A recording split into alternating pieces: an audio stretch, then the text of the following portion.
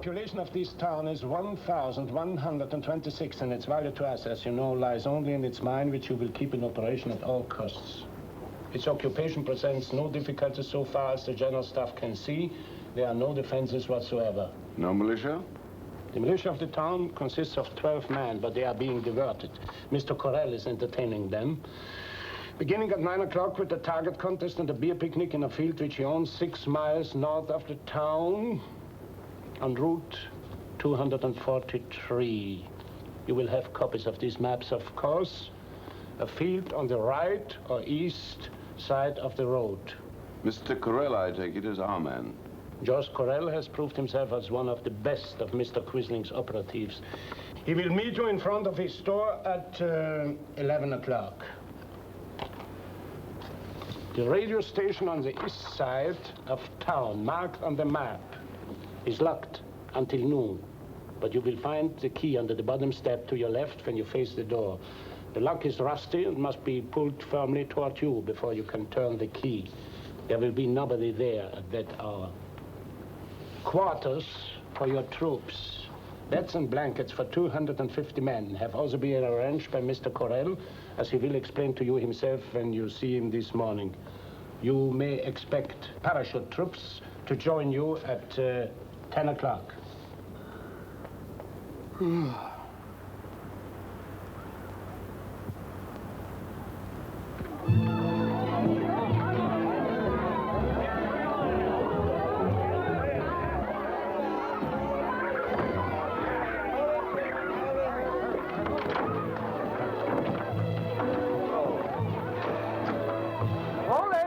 Don't let Albert drink it all up before I get there. All right, but you better not be long. I'm thirsty already. Hey, Ole. Yes, Mr. Mayor? Have you got a booby prize? Not yet. All right. A necktie for the worst score in the match. Who'll get it? That'll be me. I'll get it. I thought he Can't even hit the target. Here come Alex and Molly now. Come on, let's get going. He ate 2 breakfasts. Molly, here you are. Oh, for me? For the children, Goose. I almost forgot. Oh, George, you're wonderful. All right, now, how about getting started? All right, Niels. How long before you'll be out there? Just as soon as I see these men.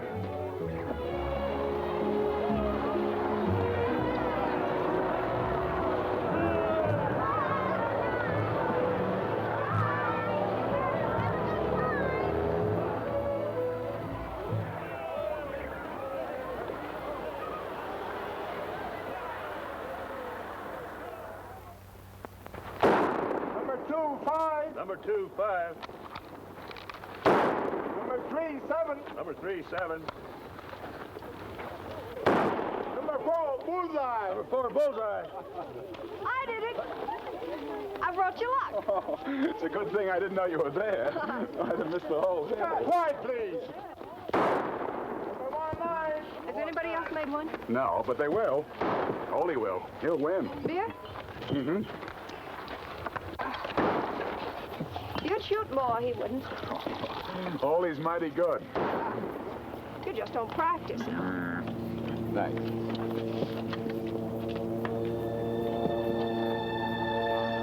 Look!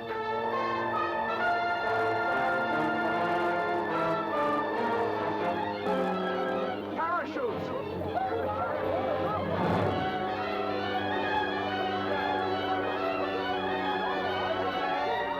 They're over the town. Well, here goes one of them. No. It's supposed to be wrong to shoot them like that. We'll get them on the ground. Quick, men! All in! Gotta get back to town. Here, you fellas, look after the women. Take them into the woods. All right, hut! Double quick, hut!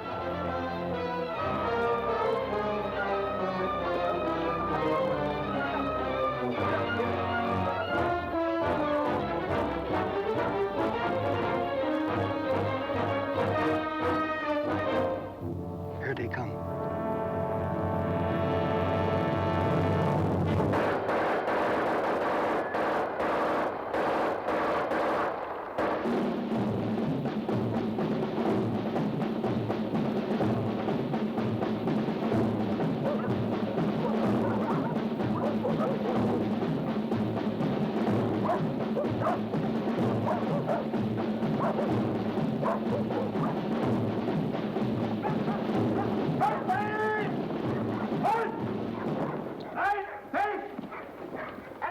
Precisely on schedule, Colonel. My congratulations. Thank you, Mr. Corell.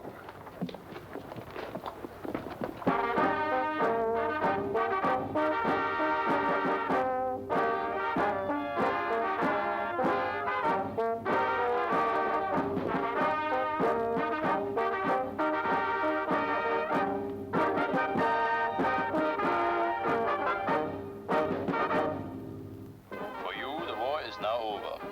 Under the protection of the German army, you have nothing further to fear. All over. For us, the war lasted exactly 2 hours.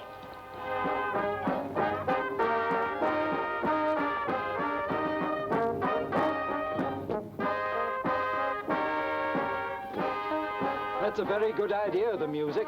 Shows friendship. That, I believe, is the theory, anyway. That's all that'll be needed. Just some assurance of peace and friendship. I know these people well, and there's no feeling for fight in them.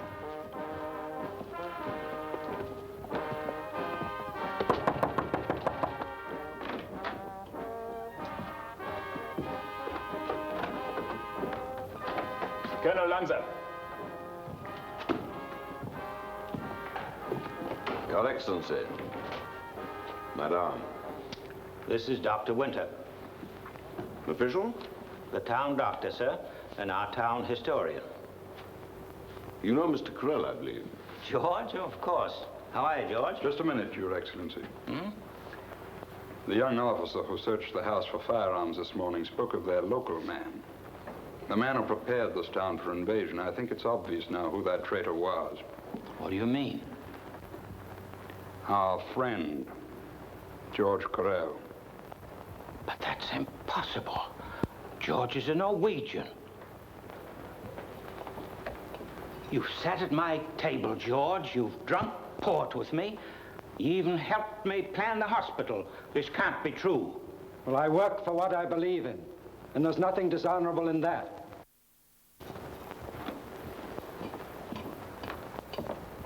I do not wish to speak in this gentleman's company. I have a right to be here. I'm a soldier like the rest. I simply do not wear a uniform. I will not speak in this gentleman's presence.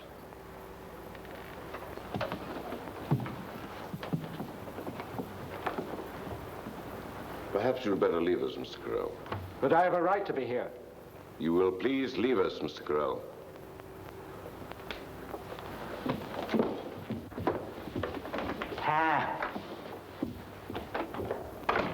Now to get down to business. I'm hoping, Your Excellency, that our undertaking here may be accomplished without friction. What are you proposing? This is, after all, more of an engineering job than a conquest. We need your mine. The iron must come out and be shipped. We have technicians, but the local people will continue to work the mine. Is that clear? Yes, that's clear enough. But suppose the people don't want to work the mine? They must. They're an orderly people. They don't want trouble, do they? Well, I don't know, sir. I can't tell you. They're orderly under their own government. How they'd be under anybody else's, I don't know. Perhaps I should warn you, gentlemen, not to be misled by my preference for peaceable methods. If it becomes necessary, I promise you I will not hesitate for 1 second to destroy this town utterly, including its population. Madam? Yes? There's some soldiers on the back porch. They won't bother you. They're under orders. But they're staring. What of it? Get out of here and stare. I warn you, Mr. Mayor, you will be doing your people a service by keeping them in order. A service? It's your concern to see that they work, and then they'll be safe. Suppose they don't want to be just safe. Well, then you must think for them. Oh, about a great many things I'm still confused, but about that I'm very sure. My people don't like to have others think for them. With your people it may be different, but mine don't like it. I don't care if you're Madam! What do you want? It's Annie, sir. She's getting very angry. Is that the cook again? Yes, sir. You know how she hates being stared at. And she's boiling water, too. Madam, this is a conference of some importance. Is it too much to ask that we be allowed to conduct it without interference from your servants? I'm not a servant. Joseph, leave the room. And tell Annie that I say she's to behave herself. She's very touchy. I'll tell her. But so good. I wouldn't want to lose her. One thing more, Mr. Mayor. I should like to be quartered in this house with my staff. It's not very large. That's not the point. We find that when the staff lives under the roof of the local authority, there's more tranquility. Am I permitted to consider this honor? I'm afraid not. She's going to throw it, madam. Stop that. It seems to me, Your Excellency. Please excuse me. I don't like for Madam Orden to be alone in such a situation. Doesn't he realize I could have them all shot?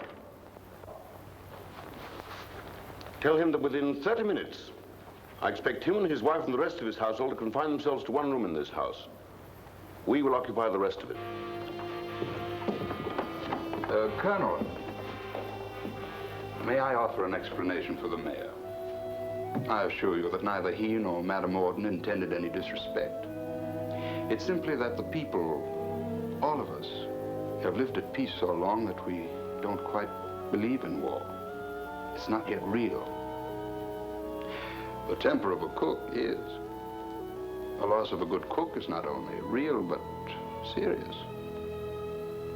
But that's because our sense of values is still occupied with the values of peacetime. We haven't had time to change. But we'll learn soon.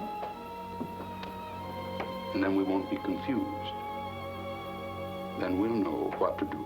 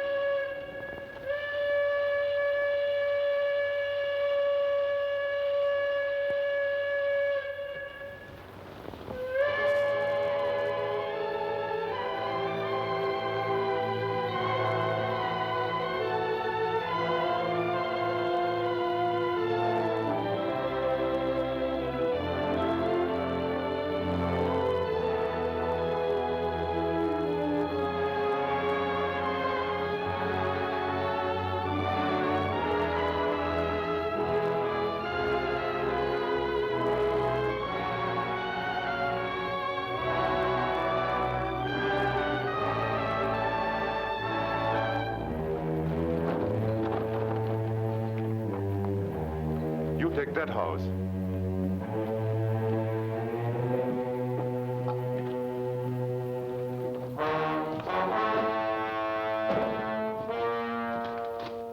Warden? Yes, You got a radio set. yes. Where is it? I'll get it. Let me. Please. We like to look around, see how everything is. What's the matter with you? I'm not well. I'm sick. Are you a doctor? No. Then how do I know whether you are sick or well? Get out of here and get to work. We got a doctor at the mine who will decide whether you are sick or not.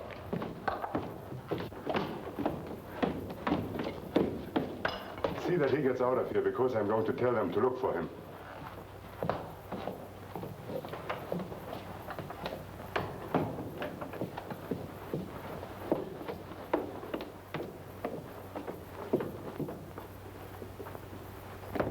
This one needs more wrapping.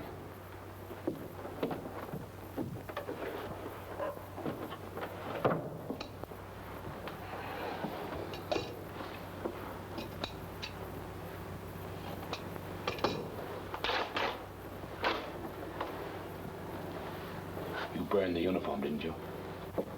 I buried it. I thought you might need it again.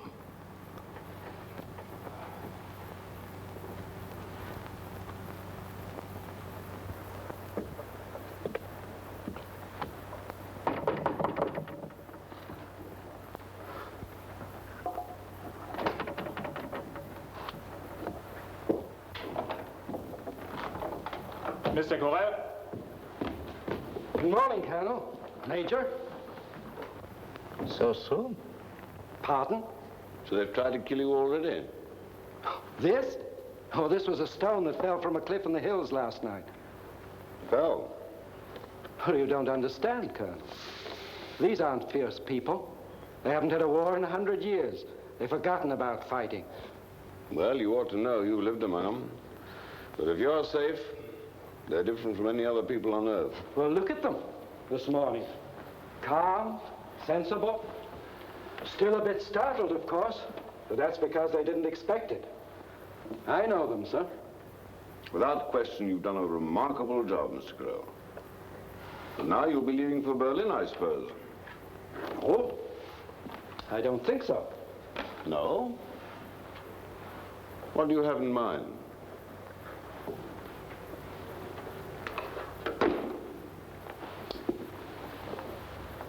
It's about Mayor Orton. Yes? I believe, Colonel, that you should have a civil authority that you can trust. I believe Mayor Orton should be removed and... Well, if I were to take over his office, it and the military would work very nicely together. Have you made this suggestion to Berlin? Well, yes. Naturally, in my analysis. You disappoint me, Mr. Corral. What do you mean? The very fact that you could make that proposal shakes whatever confidence I had in your intelligence. I shall be content to let my record speak for itself, Colonel Lancer. Have you talked with any of the townspeople since we arrived here? Outside of the mayor, that is. No. And you've no idea what they think about you? Well, I have many friends here. They will understand. Anybody buy anything in your store this morning? Well, all business is at a standstill, of course. No one is buying anything.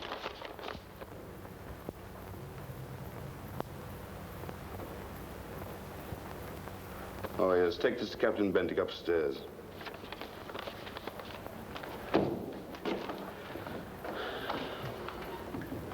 Yours is a very difficult and brave branch of the service, Mr. Corral. It should be greatly rewarded. Well, thank you, sir. And now we must be practical. My job here is to get out the iron. To do that, I must maintain order and discipline. And to do that, I must be able to anticipate revolt. Well, as mayor, I'll be able to find out whatever you wish to know, sir. On the contrary, I don't think that you will ever again know what is going on here. Your usefulness ended with our arrival. Such is the nature of your work. There I disagree with you, Colonel. What is important to me is that while you remain here, you will be a provocation to trouble. Your very presence here will be a constant reminder to these people of a certain mistake in judgment that they made. It will only be a question of time before you would be the occasion for difficulties that might interfere with my work. I shall suggest to Berlin that you be transferred. Yes, sir. Or use whatever means you think necessary. Yes, sir.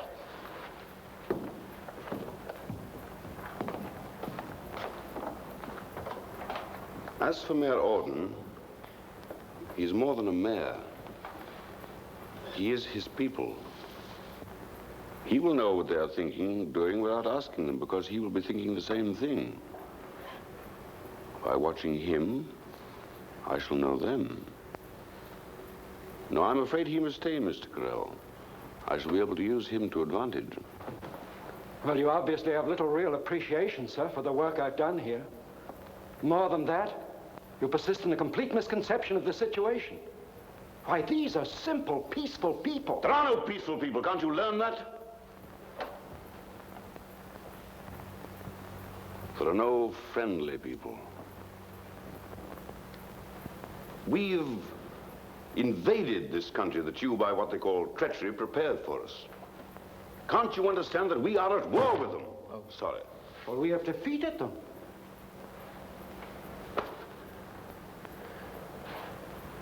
Defeat is a momentary thing.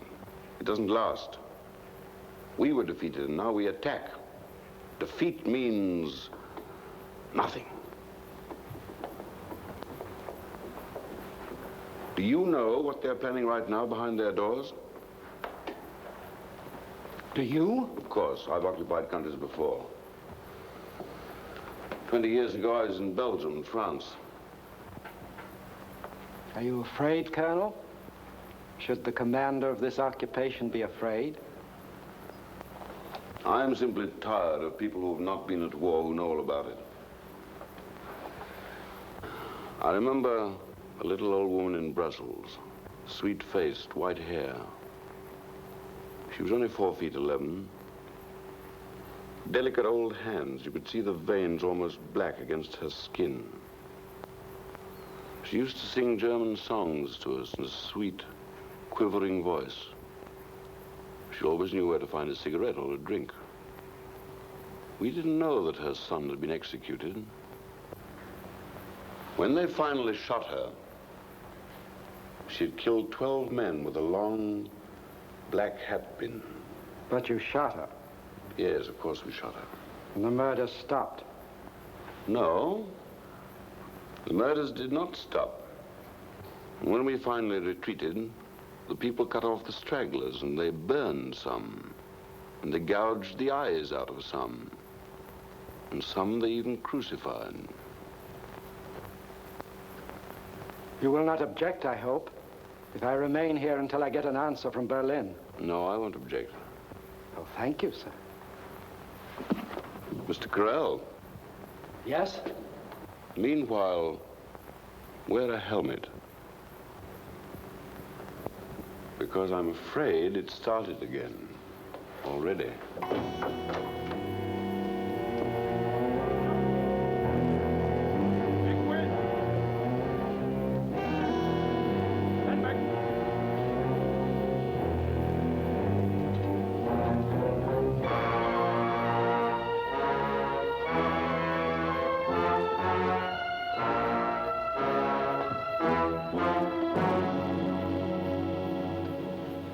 Mr. Foreman. I am. Say, sir, when you address a German officer. I am, sir. Arrest him.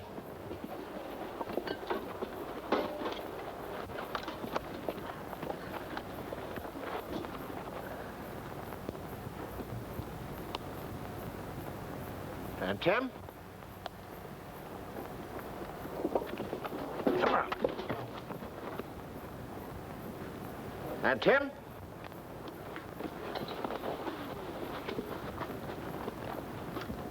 And Tim?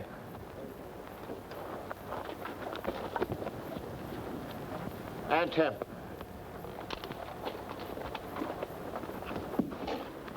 So, you don't want to get out of the island. But you will. You are now servants of the German Reich.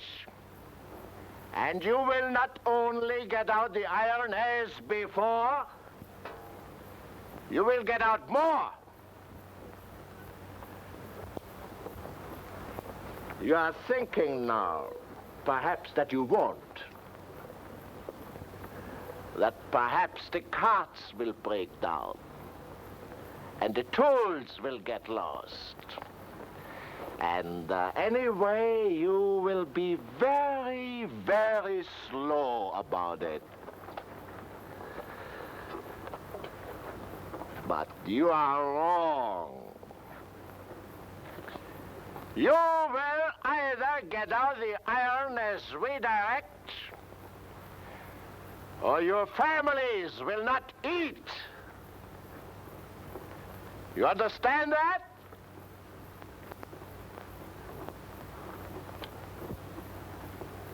You will eat. Oh, yes, because we need your strength. But you will eat at a mine, where we will feed you what is necessary. But the rations at home, for your wives and your children, and your mothers. Whenever the iron is not enough, there will be none.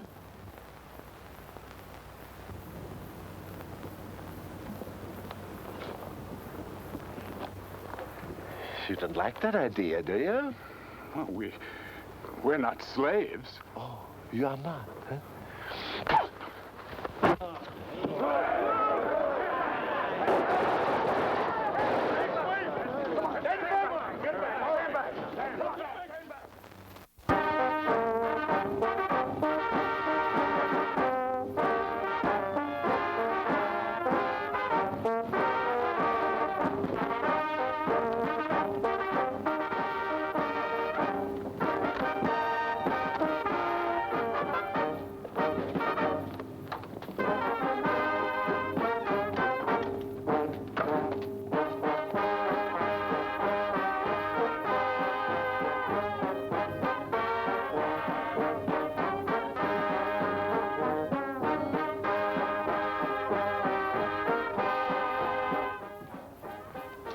try him?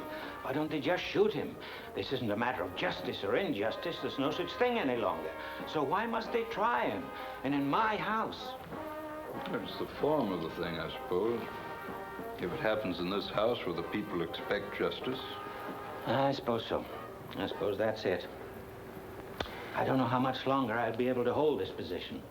The people don't quite trust me anymore. Neither does the enemy. I don't know what to do. You trust yourself, don't you?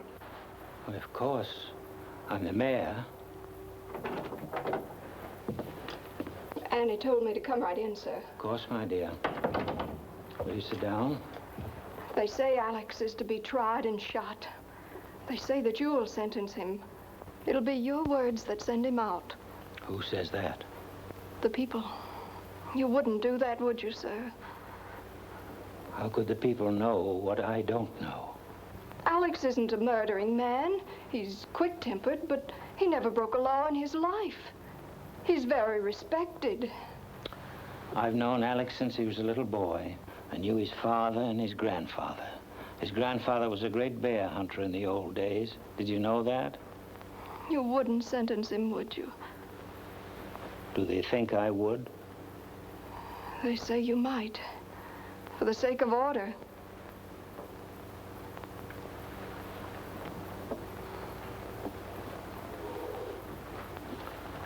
Do the people want order, Molly? I don't know. They want to be free. Well, do they know how to go about being free? Do they know what method to use against an armed enemy? I don't think so. Molly, you're a bright girl. Do you know? No, sir. But I think the people feel they mustn't be docile. If they're docile, they're beaten. They want to show these soldiers they're not beaten. Well, they've had no chance to fight. It's no fight to go against machine guns. Will you do something for me, Molly? If I can, of course. When you know what the people want to do, will you tell me? Yes. You really mean no? You don't trust me? What about Alex? No Norwegian will sentence him for anything. He's committed no crime against our people. They'll kill him anyway, won't they? My dear child. Don't touch me, please. Excuse me. I want you to go and stay with Molly Morden. I don't want you to leave her alone. Go now. Yes. I'll go. When will it be over? I don't know. I'll send Annie when it's time.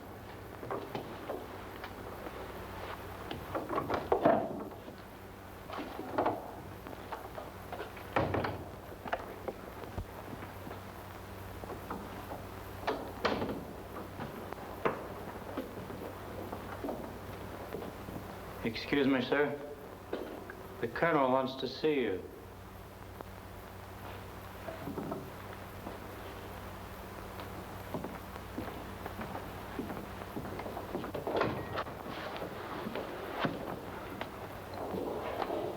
Close the door, please.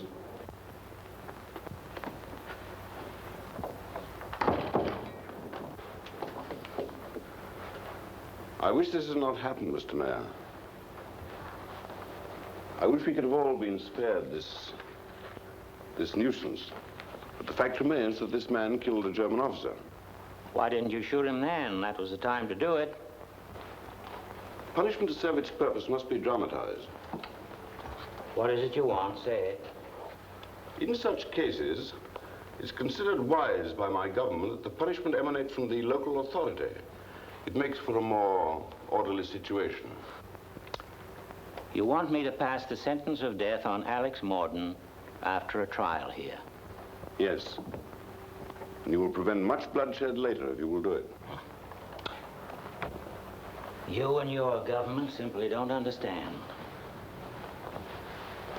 In all the world, Yours is the only government and people with a record of defeat after defeat for centuries. And every time because you didn't understand people. I'm the mayor. But a mayor hasn't the right to pass sentence of death. If I should do it, I'd be breaking the law as much as you. Breaking the law? You killed 6 men when you came in. Under our law, you're guilty of murder, all of you. But why go into this nonsense of law? There's no law between you and us. This is war. Don't you know you'll have to kill all of us? Or we, in time, will kill all of you? Don't you know that? The fact remains that the miner must be shot publicly, because the theory is that others will then restrain themselves from killing our men.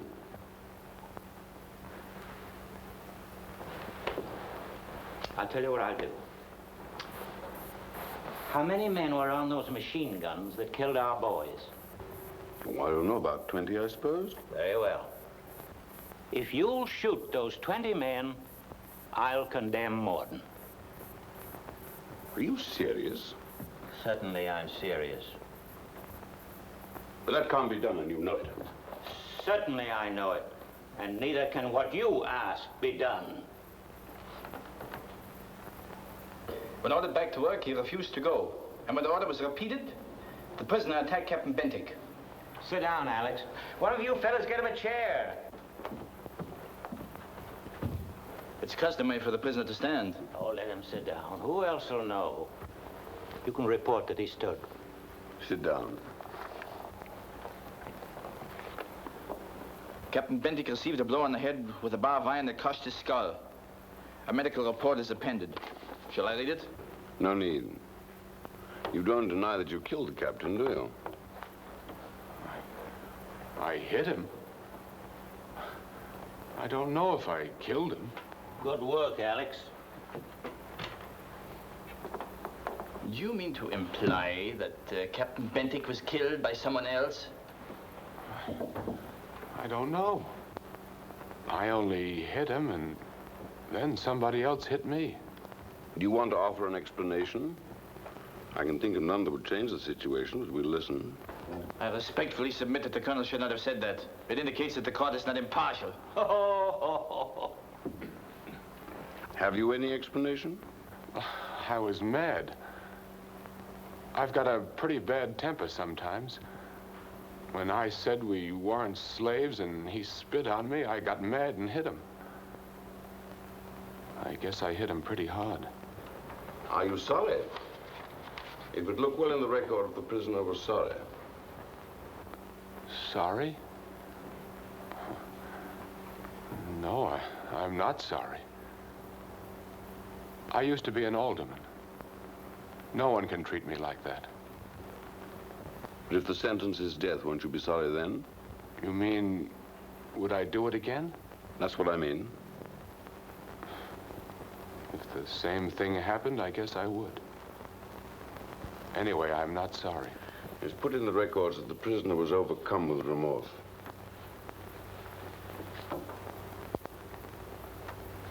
The sentence is automatic. The court finds you guilty and sentences you to be shot immediately. Is there anything I've forgotten? You've forgotten me. Alex, I'm the elected mayor. I know it, sir. Alex, these men are Germans, invaders. They've taken our country by surprise and treachery and force. This should not be permitted, sir. Did you rather be whispered? When it happened, we were confused. We didn't know what to do or to think. Yours was the first clear act. Your private anger was the beginning of a public anger. They're saying in town that I'm acting with these men. I'll be able to show them soon that that is not true. But you must know it now. I know it, sir. Is the squad ready? Outside, sir. Who's commanding? Lieutenant Thunder, sir. They're ready, sir. Are you afraid, Alex? Yes, sir. I can't tell you not to be. I would be too. And so would these these young gods of war. Is it now? Immediately. I don't see Molly again? Do you want to? No. Tell her afterwards. Goodbye, Alex. Go, knowing that these men will never again have any rest. No rest at all till they're gone from Norway or dead. You're making the people one.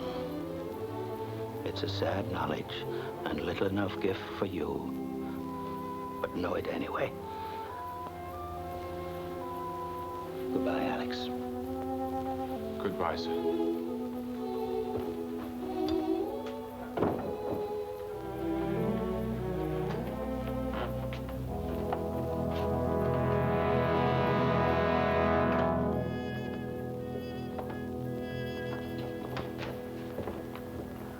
I hope you know what you're doing.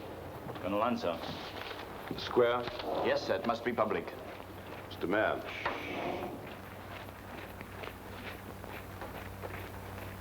Detail! Halt! Cry! Face! Ready! Aim! Fire!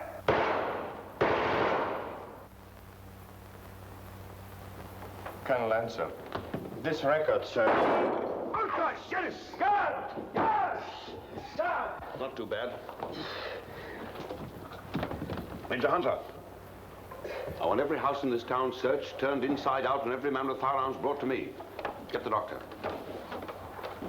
As for you, sir, you are now under protective arrest. I preferred peace in this undertaking, but since that's not to be, you may as well know now that I'm prepared to shoot 5 men, 50 men, 500 men, until you and your people understand who is master here.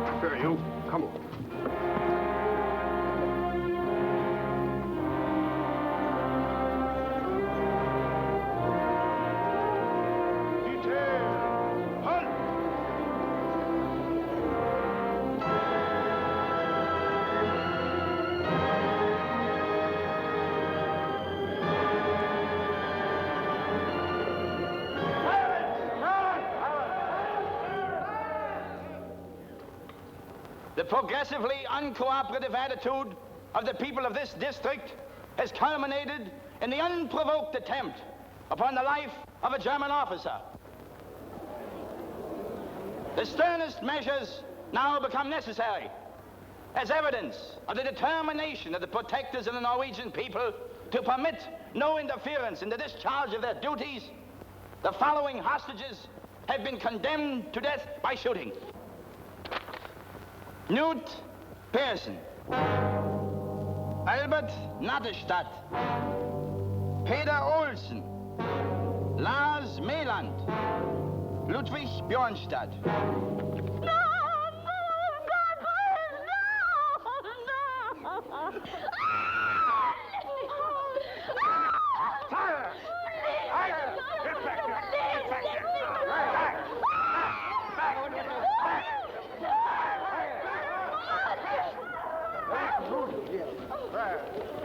All right, detail, tension, forward, watch. Helga! Helga! Ludwig! Be a man.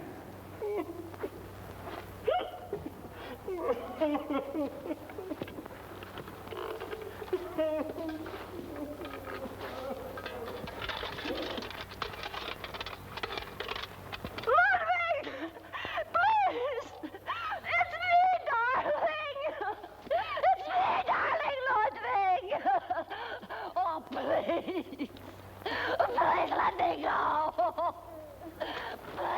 Goodbye, Helga. Goodbye, darling. Bye, Mother. Goodbye, Anna. Goodbye, little Trina. Goodbye, Christian. Be a good boy. Goodbye, Martha. Take good care of the children. Almighty fortress is our God.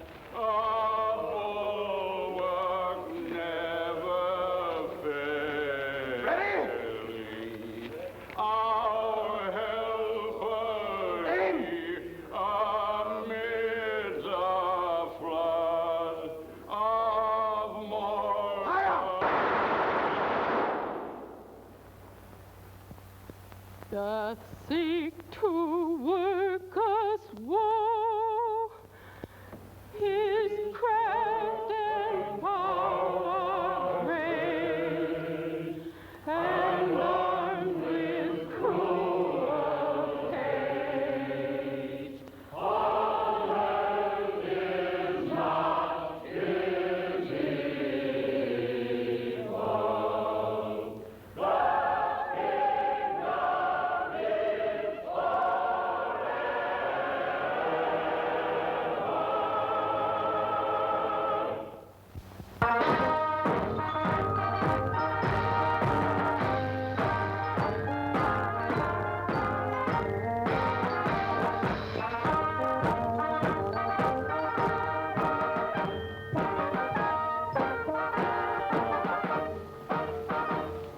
Hello.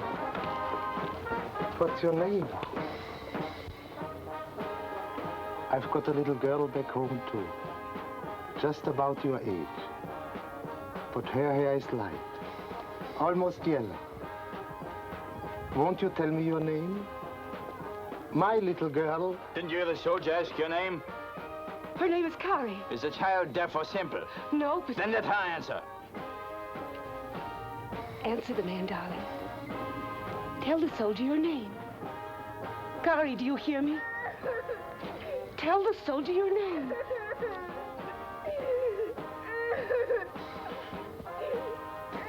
In Germany, children are better trained. Or perhaps there is some influence in your particular home that has affected the child.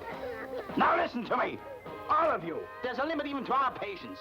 And I warn you now that you are doing yourselves no service by this persistent attitude of antagonism and surliness toward your protectors.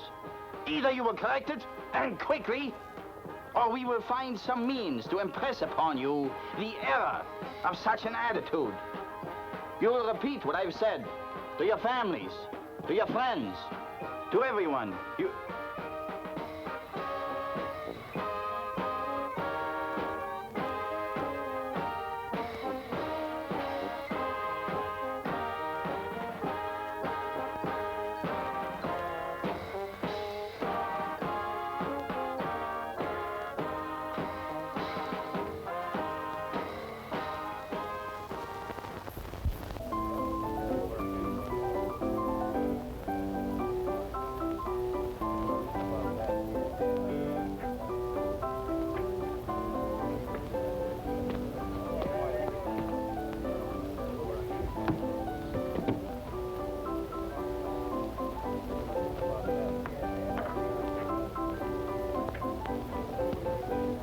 It's a hard job, Cedric.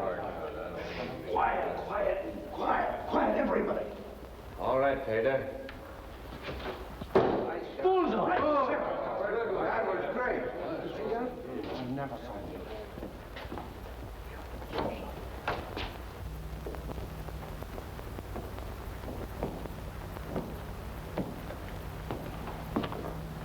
Beer. Pilsner.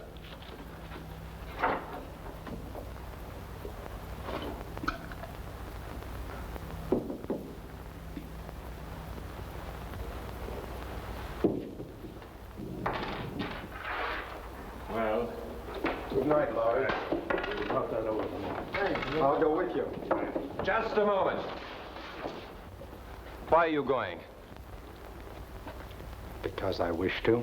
Or rather, you wish to insult a German officer. In other countries, we have been compelled to take steps to correct such insolence. Customers are not permitted to leave a public place for 15 minutes after the entrance of a German officer. Perhaps we should do that here.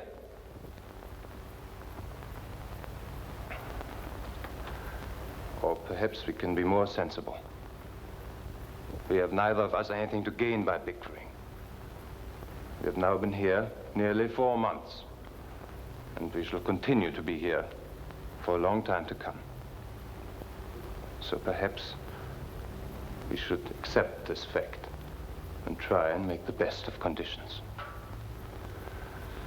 You return to your tables and continue your discussions. 15 minutes, Lieutenant.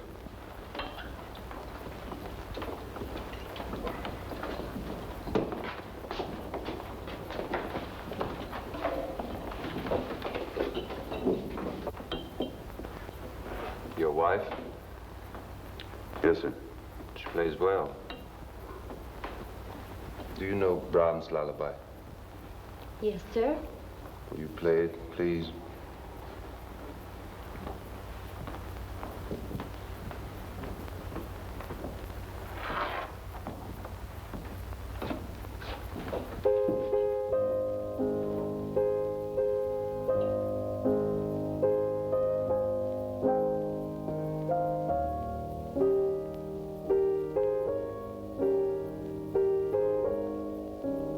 Will you have a beer with me? No. Thank you. You work in the mine? No. No? Well, what do you do? I have a farm. I was born on a farm. I grew up on it until I went to the university. My father still runs it. At least, my mother does. It's not very large, and she and my sisters manage very well. Where's your place? North. North where? On what road? The valley. Oh, I've probably seen it then. I drove up in the valley the other day. Oh, those are fine farms up there. Some of the best I've ever seen. Which was yours?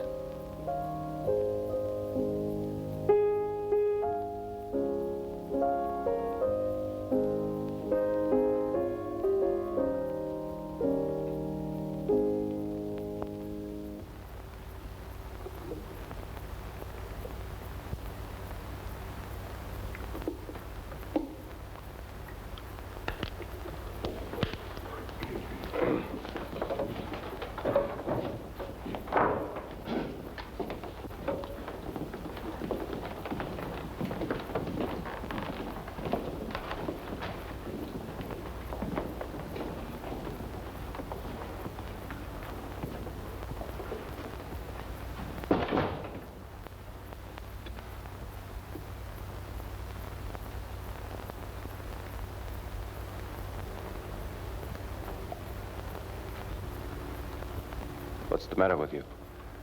What are you looking at? Nothing, sir.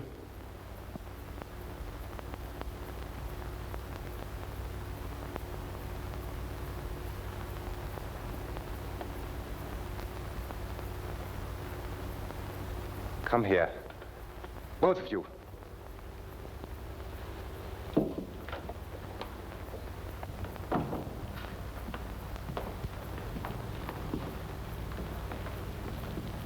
Drink some of this.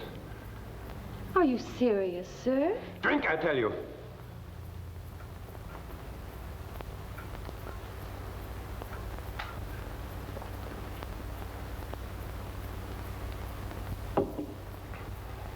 Are you satisfied now? No! Please, dear. Not now. Please, please. Not yet.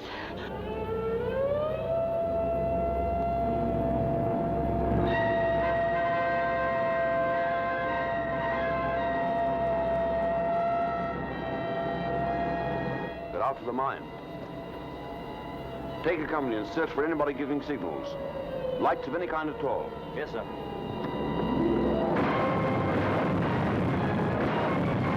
But they told us there wasn't any more RAF. See anything? We've got 2 lights lined up. We need a third. That is. There's the 4 of them. Give it to him. Bombs gone.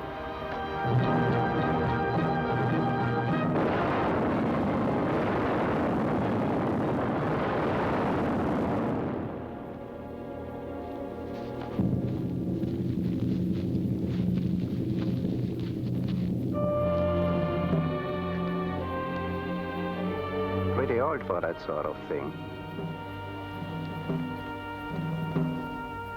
Not too old, obviously. It'll take us 2 months to get that back into operation. Arrest her family.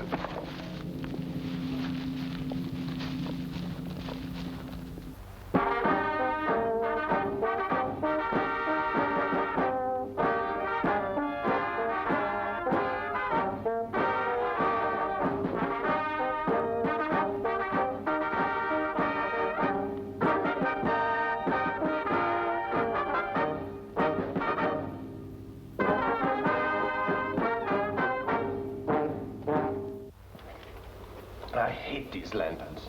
Sound like whispering. When are you going to get that dynamo fixed? It should be done by now. You get the fellow that wrecked it? It might have been any one of 5. I got all 5. That's better.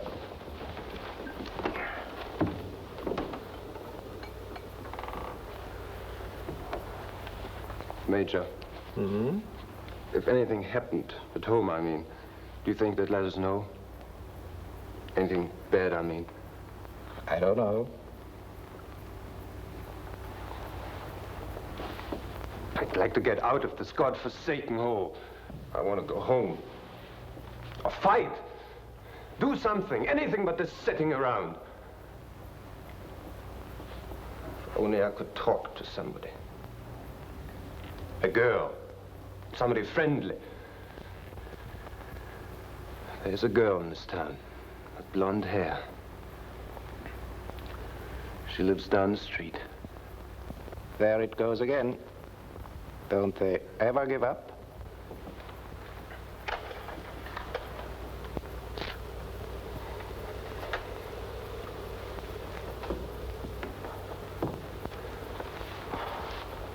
You'll be careful, Lieutenant, not to let the people hear you talk this way.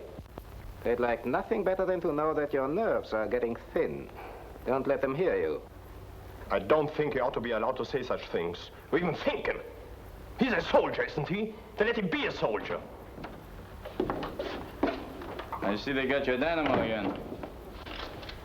I never seem to be able to get the right fellow.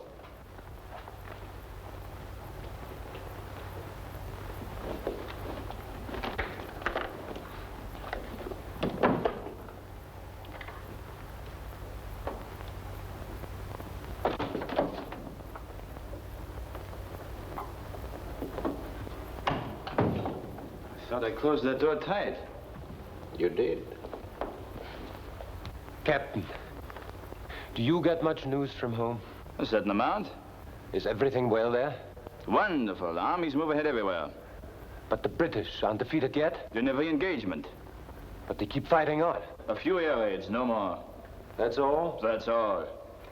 Then we have just about won, haven't we, Captain? Just about? You do believe that, don't you, Captain? Don't let him start that again. I don't know what you mean. I mean this.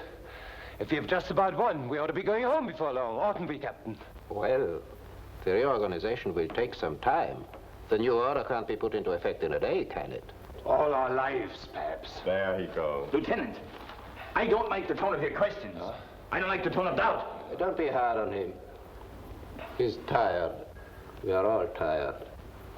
I'm tired too. But I don't let reasonable doubts get in. Where is the colonel, do you know?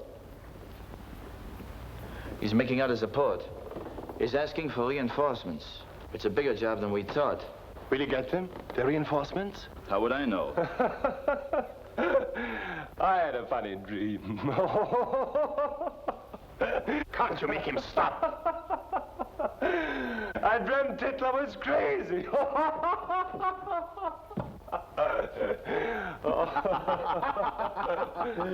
You ask the French how crazy he is. Or the Poles. Ask them. They'll tell you how crazy he is. This country, Norway, is it conquered? Of course. Conquered and we are afraid. Conquered and we are surrounded. Everybody, stop him.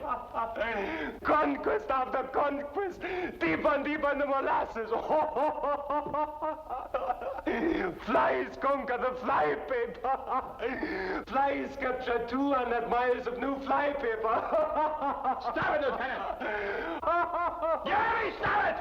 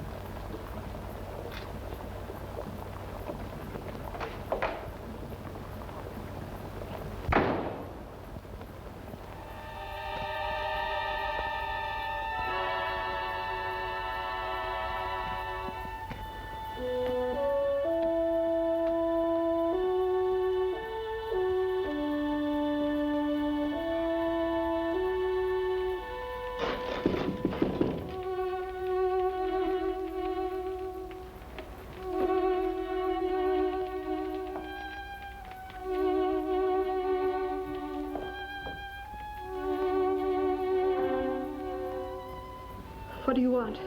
Please let me come in. I don't mean any harm. But what do you want? I want to talk, that's all. I want to hear you talk, that's all I want. Just let me stay a little while, and then I'll go.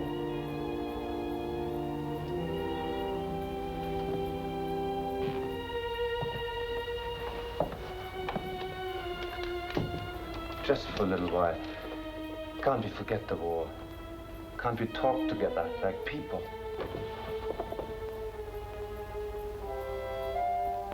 Why me? I've seen you on the street, and I wanted to talk to you.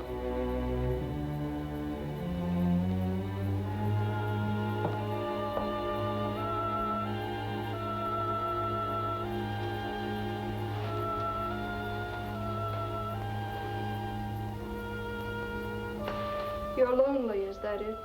Yes, that's it. I knew you'd understand.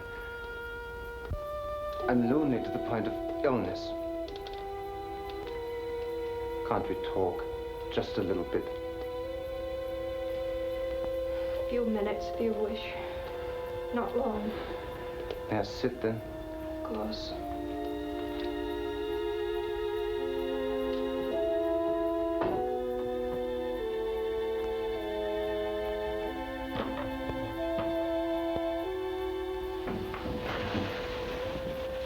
Is that someone else? No. That's the snow off the roof. I have no man anymore to push it down.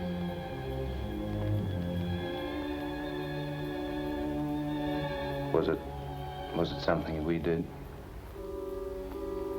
Yes. I'm sorry. But if you let me, I'll have a man here tomorrow to take care of the snow. No.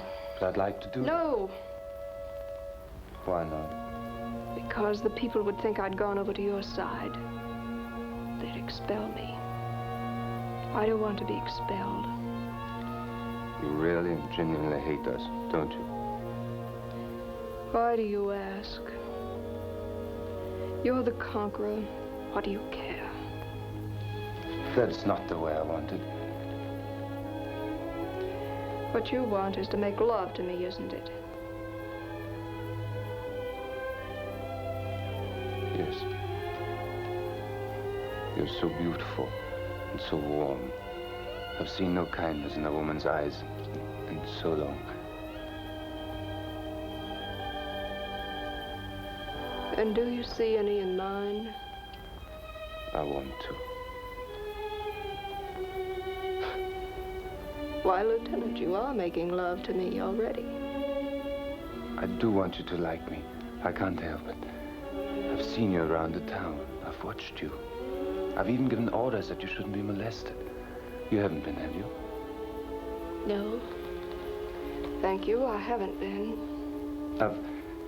I've even written a poem to you.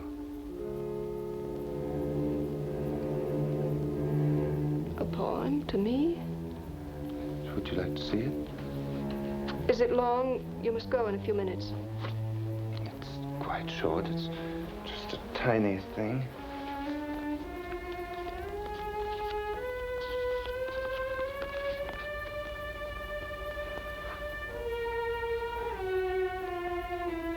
Your eyes in their deep heaven possess me and will not depart. A sea of blue thoughts rushing and pouring over my heart. Did you write this, really? Yes. To me? Yes. You didn't really write it, did you? No. Who did, do you know? Heine wrote it. It's Mit deinen blauen Augen. I've always loved it.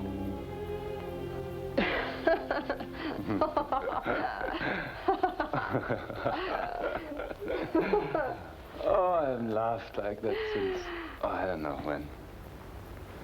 You are beautiful. You're as beautiful as that laughter. Remember, you must go soon. Of course I want to make love to you. A man needs love. Without love, a man dies. His insides shriveled and his chest feels like a dried chip. I am lonely.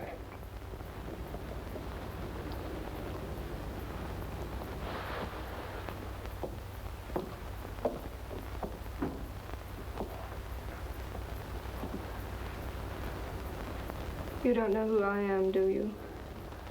I only know that this minute I love you.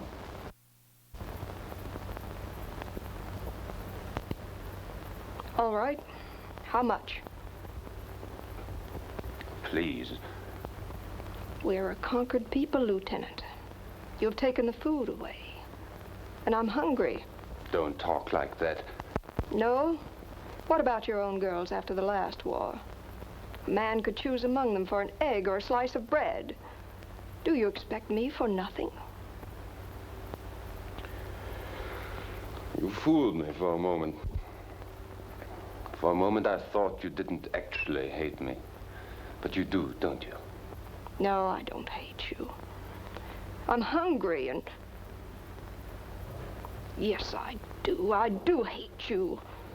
I could give you anything you needed, but... It isn't nice to be hungry, Lieutenant. If you should bring me something to eat. Don't say it again, please. Why not? It's true. It's not true. You know it's not.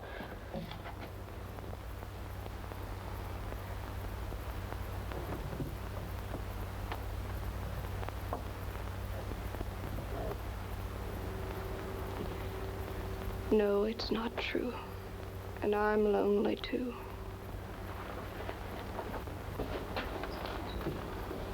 Please don't hate me. I didn't ask to come here any more than you asked to be my enemy. I'm only a man, not a conquering man. I know. Yes, I know. Haven't we some little right to life in all this death?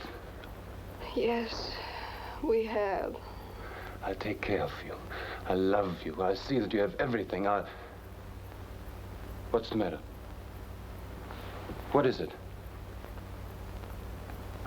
I took him his suit that morning. His good suit. I dressed him like a little boy for his first day at school. I buttoned his shirt and tried to comfort him. He had been beaten and he was afraid. What are you saying? He was afraid and brave at the same time and confused. He couldn't seem to understand what was happening. He didn't even kiss me when he went away. Your husband? Went to the mayor, but he was helpless. Nobody would listen to me.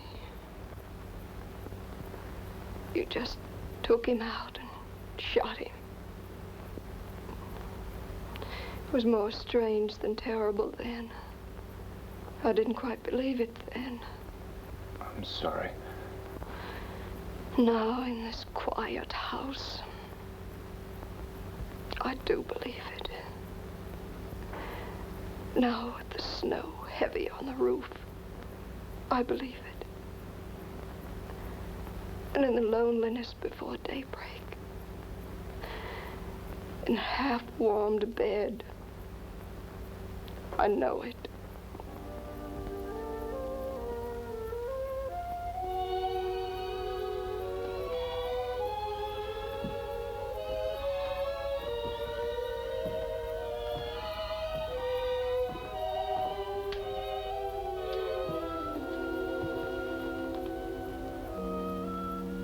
Good night.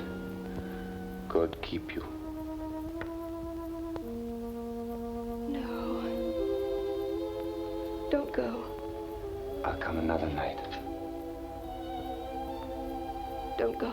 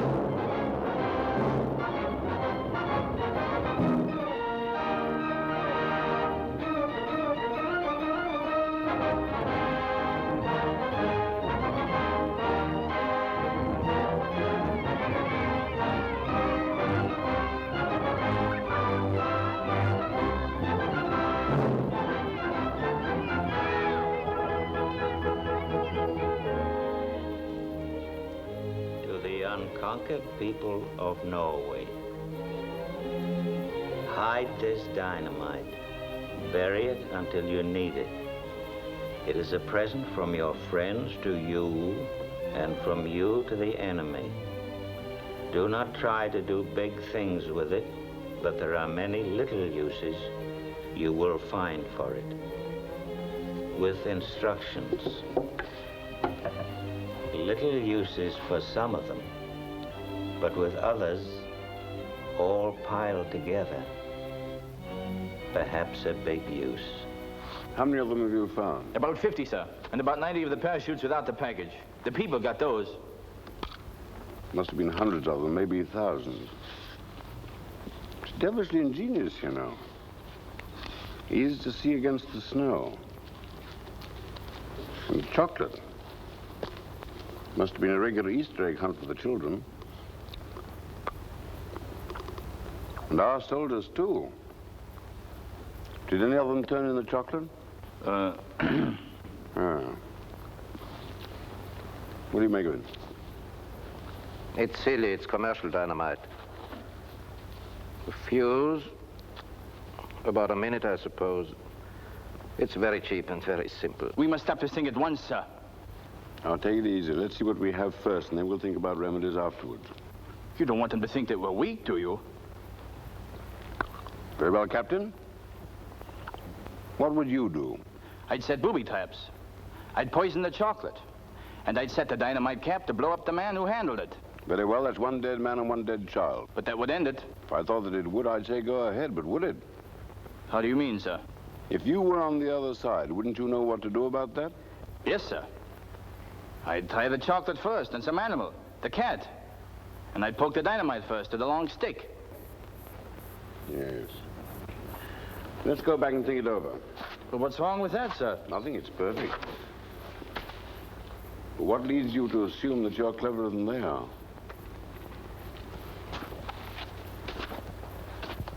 For rails, place stick under rail close to the joint and tight against a tie.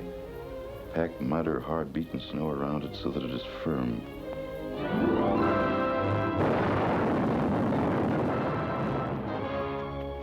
For transmission lines, place charge at base of tower or pole. For small bridges, place charge under base.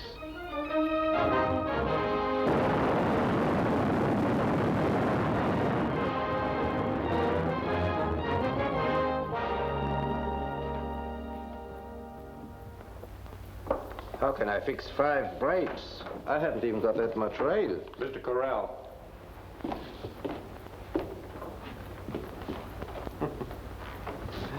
It's only a question of time, I suppose, before they completely dismantle you. You may rest assured, Major, that from now on I shall be quite capable of dealing with that situation. You've been away? I've been to Berlin, Colonel Lancer. An answer on your report?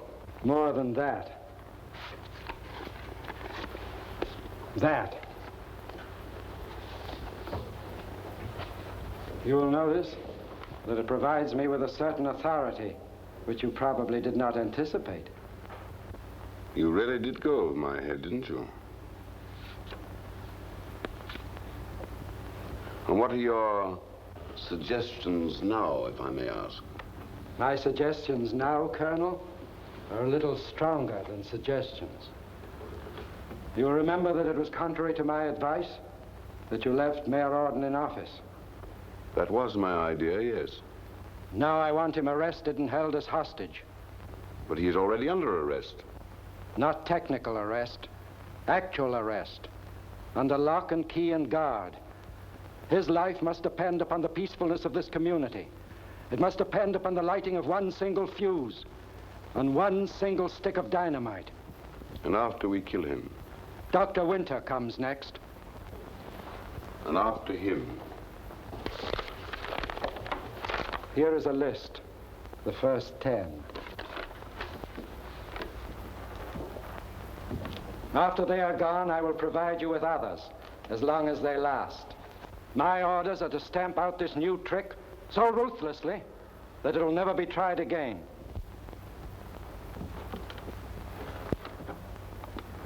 I'm not averse to killing people, Mr. Corral, if that finishes it, but sometimes it does not. Sometimes it is foolish. Has it ever occurred to you that one execution may make 100 active enemies where before they were passive? Even patriotism isn't as sharp as a personal hurt, a personal loss. A dead father or a dead brother, that rarely arms an enemy. Your attitude, Colonel, could very easily lead you into trouble. It'll do no good, you know. That is a matter of opinion. Pretty soon it'll be grenades, and then poison. Are you writing the enemy's campaign, Colonel? No, my duty is only to anticipate it. I should never have sent a man here like you. Well, don't worry, I'll go about it exactly as if it could be done, and make a better job than the fanatics. Arrest them all, and have Mayor Orden and Dr. Winter locked in that room. Yes, sir.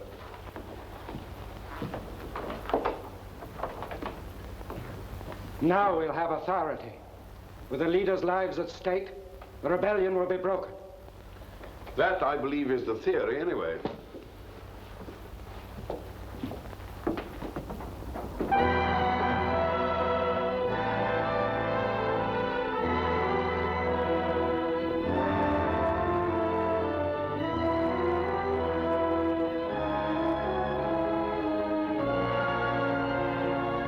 Thank you.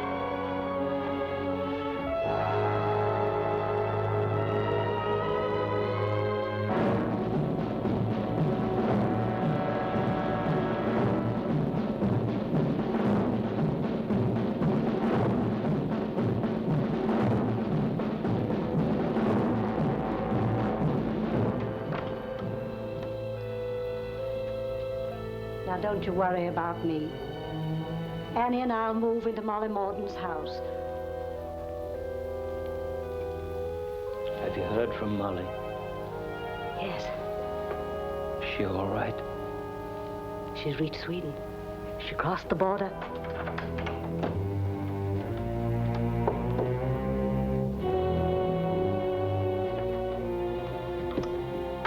Good morning, Sarah. Good morning, Doctor.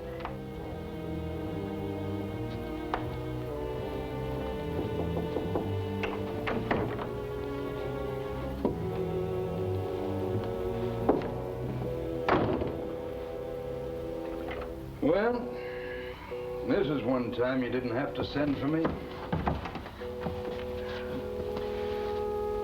Well, I suppose it was bound to come. I couldn't have stopped them, even if I'd wanted to. They can't understand that. They think that just because they have only one leader, everybody's like that. They know that if 10 particular German heads were lopped off, they'd be destroyed. But we're free people. We have as many heads as we have people. And in time of need, there'll always be leaders. Yeah.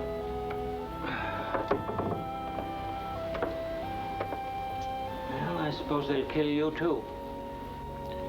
There are 10 of us altogether. Really, that many? You must be getting scared. You know, Albert, I'm a little man, and this is a little town. But there must be a spark in little men that can burst into flame. I was scared, too. And I thought of all the things I might do to save my life. And then, it all went away.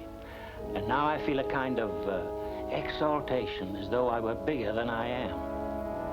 You remember in school, a long time ago, that time I delivered the Socrates denunciation? I remember it very well. It's like that. I was exalted then. I was Socrates. I was denouncing the school board, and oh, how I denounced them. I bellowed. I can see their faces grow red. They were holding their breaths to keep from laughing. Your shirt tail was hanging out. How long ago was that? 40 years? 46. Let's see now. How'd it go? It starts, and now, O men. That's it. And now, O men who have condemned me, I would fain prophesy to you. Go ahead. I would fain prophesy to you, for I am about to die. And in the hour of death, men are gifted with prophetic power. And I prophesy to you, who are my murderers, that immediately after my death...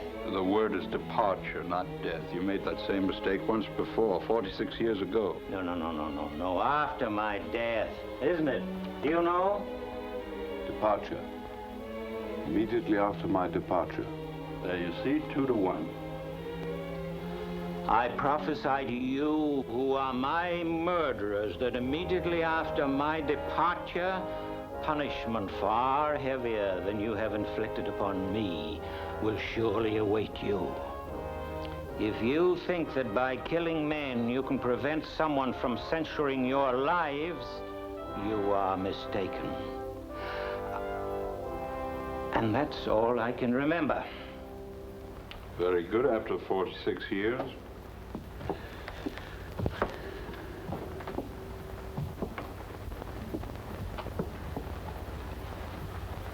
You understand, Mayor Orden, that you are being held as hostage for the behavior of your people.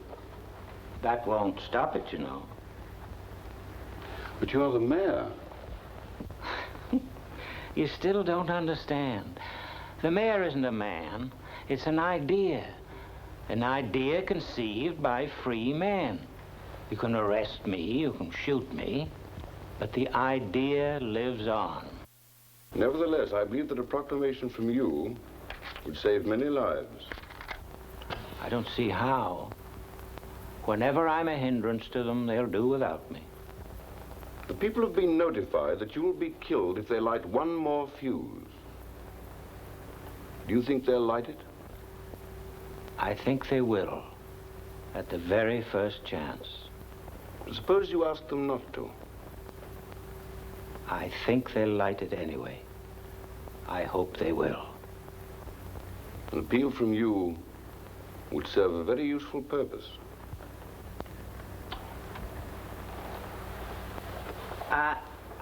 I'm not a very brave man, sir. And the way it is now, I have no choice of living or dying. But I do have a choice on how to do it. If I tell them not to fight, they'll be sorry. But they'll go on fighting. If I tell them to go on, which I shall, they'll be glad. And I, who am not a very brave man, will have made them a little braver. But you forget that we can tell them anything we choose. We can even tell them that you begged for your life. They'd know better. You don't keep secrets, Colonel. One of your men got out of hand one night and said the flies have conquered the flypaper. Now the whole country knows his words. The flies have conquered the flypaper. You can't keep a secret. You see, sir, nothing can change it. You'll be destroyed and driven out. The people don't like to be conquered, and so they won't be. Free men can't start a war, but once it's started, they can still fight on in defeat. Herdmen, followers of a dictator, can't do that. So it's always the herdmen who win battles and the free men who win wars.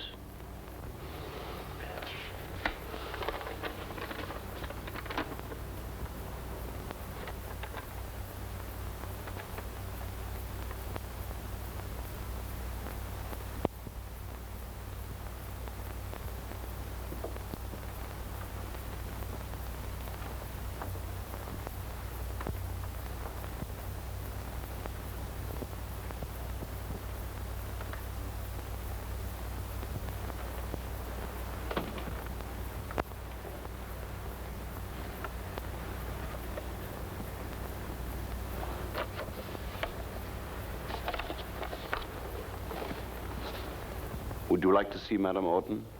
Yes, thank you.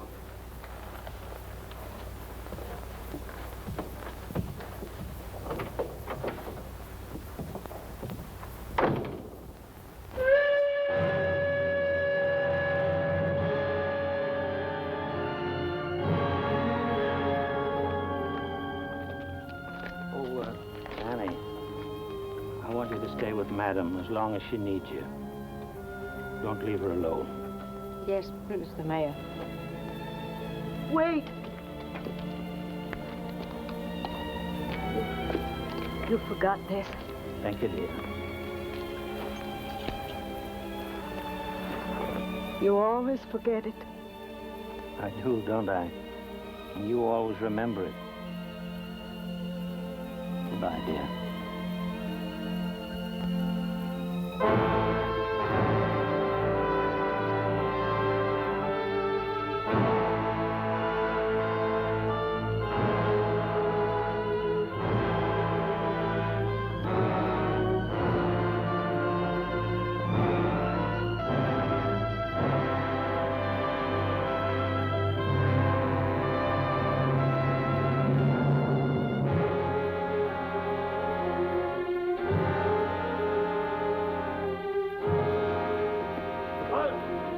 How these people back?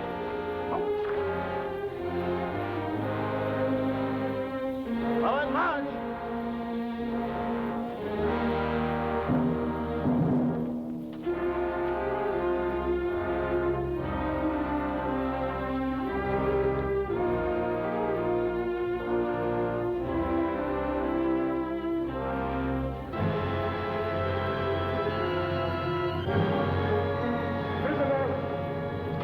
On!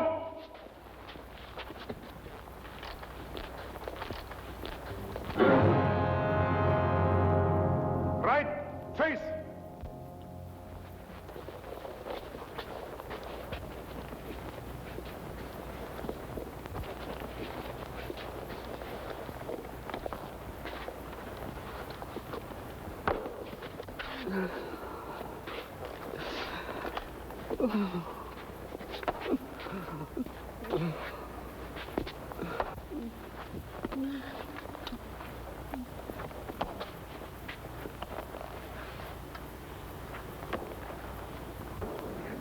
Left, face! Forward, march! Yes, we love this land, our country, with her thousand homes. Lifting high her storm-lashed mountains, where the North Sea foams. Yes, we love her and remember those who gave us birth.